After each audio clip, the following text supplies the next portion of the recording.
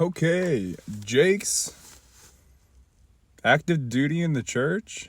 I think I can title it that. So this is Halloween, feeding the homeless. So this was probably one of the first times I was right where I was meant to be at the planned moment. And so honestly, this was like the fifth time I experienced what I'm going to say is a phenomenon. Because anyone who really knows me or is close to me knows or deems me either unlucky or things just happen, Jake. Things just happen. But like for it to be things just happen, things are happening all the time. So really, what is it? And so, and any plan I plan has never, one, worked, two, ever goes the way I plan it. And so this leads me into what I've learned, and it's one of the core reasons that I don't think about a lot of things before I do them or do things out of nowhere. And like this has gotten me into some weird situations. But because when I don't plan things and I just go off and just do things, nothing ever goes wrong because it wasn't planned. And yeah, but I do get myself into weird places because of it, and that's right. But this is big for me because this moment, for two reasons. One, the first, never being in the right place hasn't been my thing till I started subbing last school year. And like what I mean by that is I've been trucking along, not really going anywhere, just kind of in place. But it wasn't until I started subbing that I feel like I've been taking a step forward. And I've been progressively getting better since 2024. But it's been 2 years and I haven't progressed that much. And honestly, even starting at the school, I still don't feel like I've progressed that far. And that's fine. I still feel like this is where I'm meant to be. Especially from the last video from the fall bash.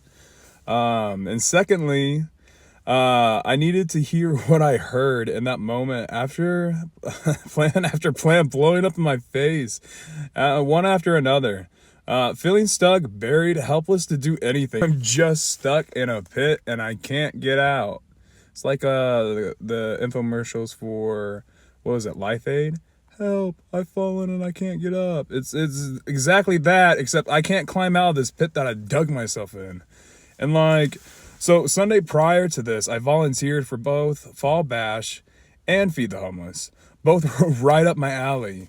Now, when it comes to the homeless, I am no better than any of them. And I will never look down upon somebody unless it is to help them up with a helping hand. That is the only reason to look down on anybody. And like, I bet there's homeless people who are richer than me at some points. Like the week before I get my paycheck and like this paycheck, I've been able to stretch pretty much a lot further than any other this school year. And because I don't have the second job, it's what is causing a problem. But typically, in the last couple months of this school year, I'll be like -20 to -50 in one of my accounts. And so, yeah, I'm pretty sure there's some homeless people with more money than me at the time being of that week. So when it comes to financially, am I better because I have more money? I am not. I am not better than a single person on this planet. And it gets me, and it really gets me because someone understood me when, let it go. I can't. Give me light, please. No. But the second job really prevented me really having to struggle as much as I've been.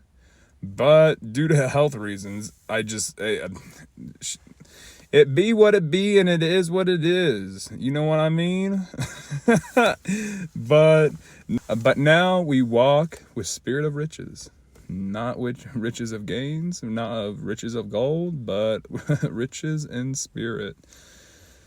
And that does feel pretty rich, but given that the world does run on currency, and I need money. It's been a struggle, but the service previous to this really helped me look at it insight. Like, I've always prayed for riches, but this isn't the video for that. But before, I never looked down or perceived myself as better. I have never been one to judge when they are homeless. Like, everyone gets into certain situations with being homeless, and it's not always addiction. And if it were to be addiction, that's still not a reason to look down on somebody. Just because they struggle with certain vices is not a reason, which is not a reason to condemn them, is because that they had the addiction that ended them up on the streets. And I don't think most people realize, but again, Jesus went and hung out with some pretty lowly people. That's who, we're going to stop there before, anyway, but even if it was addiction, it's still not my right to look down. That is still a person. And that's what I don't think most people realize, is that they strip away people when it's either, I'm not even going to get on politics with this one. I'm sticking my ground on just being good to the homeless. But the whole thing is, I'm never going to treat them. I'm never going to show shame on them. And I'm never going to treat them condescendingly. I don't know. And I was scared of the possibility, if I were to be invited out, what I drink on Halloween. And so volunteering to go out on Halloween kind of prevented any other plans to be made, because I have plans for my church. I have plans to go and serve food to the homeless. And because of those reasons, I think someone did ask me to go out on Halloween, and I did have to say I was going to go feed the homeless, and they're like, "What, Jake? You're doing what?" It was amazing though. And so it was a hard day at work, and every day is a hard day at work, but like, I don't even remember what was hard about that day. But I realized at the end of the day, I was so exhausted and my muscles were starting to twitch. And this is a couple days after I realized I can't stand too long. And so it was like, I'm getting a little anxious about me volunteering and going down, because they were like, "We need some rough and hardy-tardy men to go down and feed the homeless. It could get real." And I was like, "Aye, aye, Captain. I can go and get real, get down, get crunked." So stupid. But, and like, I'm so glad I did in the end, because again, it was one of the times where I can say I was in the right place at the right time, which is never, but up to this point, I've had 5 of those experiences. I'm getting excited again. When I got there, I was nervous. As always, I can't seem to fix that, but I have when it does come to just massive anxiety, right? But it was a good kind of anxiousness.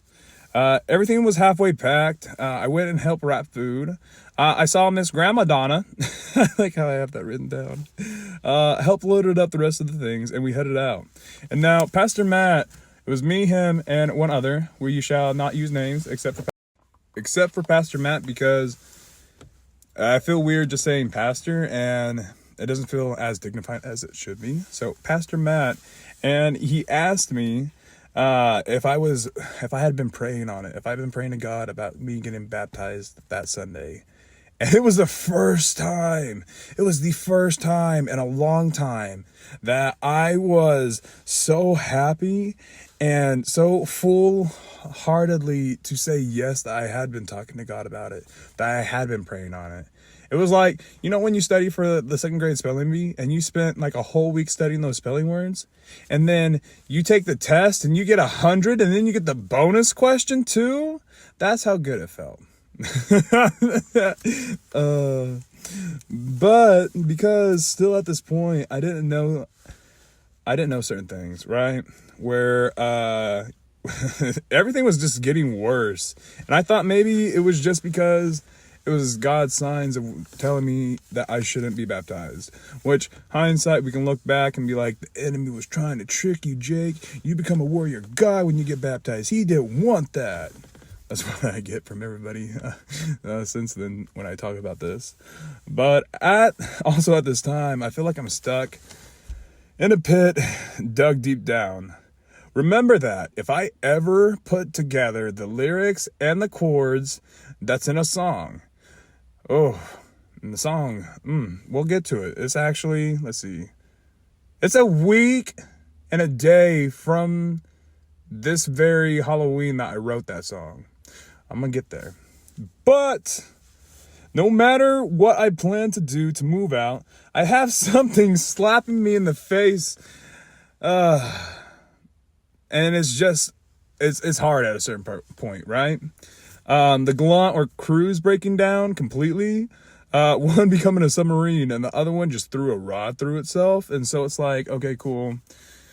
Any other point I have ever tried to move out, my vehicles completely break down. I have to save up for a new vehicle, and then it just restarts and restarts and restarts. And it's like, and so at this point, halfway through September, I wanted to change and like further on my weight loss.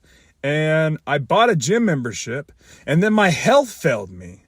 And I haven't even used the gym membership. And I think it's tanking my account even more negatively. So that's amazing. And then the second one, I wanted to move out. That didn't happen because the health took away the job too. The second job at least. I promised things to someone that I couldn't even fulfill at this time. That one gets to me because when you promise a lot of things to somebody and then 2 months later, even though it didn't work out, you can't fulfill one of those things because, again, your health left you for some reason. Oh my God. Jeez. I thought I could be... Dude. And then this just ties into what I just said. Like when you go and make promises, and then all of a sudden, health takes away your being able to do a second job, being able to do things that you did promise. Dude, that one gets me the most too. But at this point, I just feel like I'm in a deep ass pit. Yo, excuse my language. I'm so sorry if anyone actually watches this. Oh, I sinned. I am a sinner. Oh no, that was not a funny laugh. That was like I'm in trouble laugh. I need people to realize I'm about to get a little bit hounded later on, probably tomorrow night. But I'm in a deep pit that I dug myself, and I just can't. Any attempts to move out always blow up in my face. And then like no matter how hard I climb out, no matter what I plan, I come up to and it just never works out, basically, right? Like nothing I have ever really planned job wise and or just ways to get out of this pit has always blown up. I get pretty close and then I slip and then I fall back into the pit. And because I'm so big, with the momentum of falling down the deep, dark pit, I create a bigger pit because I compact the dirt beneath me and I make it that much deeper. That was funny.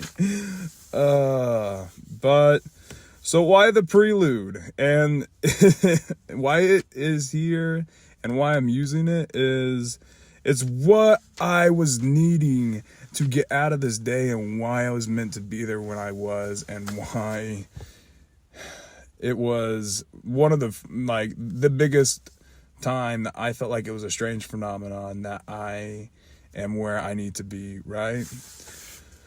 But before that, working a spot on the line, my job was to take the bags for feeding the homeless, ask what chip, put the chip in the bag, move the bag down the line. Bada bing, bada boom. I killed my job. But when there was only small snacks, we put them in a box.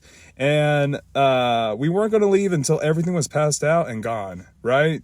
And so two options were made. wait at the table for people to come and grab it, or the second option, right? Go and pass it out. And no one really seemed to want to do the second option. And so I did. I have no problem going underneath the pavilion, passing out, or asking if anyone wanted some. There were no problem at all. But during that, I made small talk as I do, starting to get more confidence. And at this point, I'm just running underneath the pavilion between the tables. Hey, you want some snacks? I got some snacks. I gotta get rid of snacks, dude. You want some? I got some cheese balls. I got some pretzels with your name on it, right? And it's like, you got those Rice Krispies? I'm like, no, I don't. Everyone else wanted the Rice Krispies. I should have got to you first. I'm sorry. Can I offer you cheese balls? But at this point, I see one person walking through, and they're just coming back from the parking lot, and they're about to go back to their little tiny home. And I was like, no, hey, I got the snacks. And so I was like, hey, I got some snacks with your name on them. And I reached my hand into the box, and this is like, number one. Because as soon as my right hand went into box, and as I'm doing this, I'm watching, and I'm seeing in her hands, in her left hand was her crack pipe and a Bic lighter, not a crack lighter, no.